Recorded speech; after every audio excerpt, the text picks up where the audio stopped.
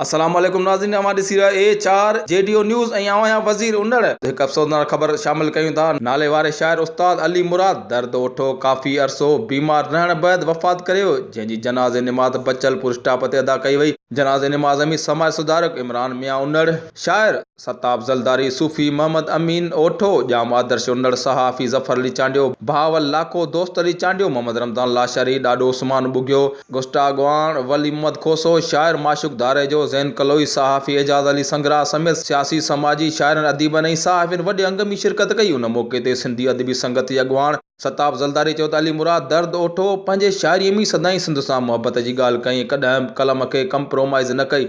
साईं अली मुराद दर्द ओठो जो खाल भरजण ॾाढो ॾुखियो आहे। होॾां बचल पुर स्टॉप ते उस्ताद अली मुराद दर्द ओठो जे पोयनि सां ताज़ियत जो सिलसिलो हलंदड़ आहे। वधीक ख़बरनि जी अपडेट लाइ ॾिसंदा रहो HRJDO न्यूज़।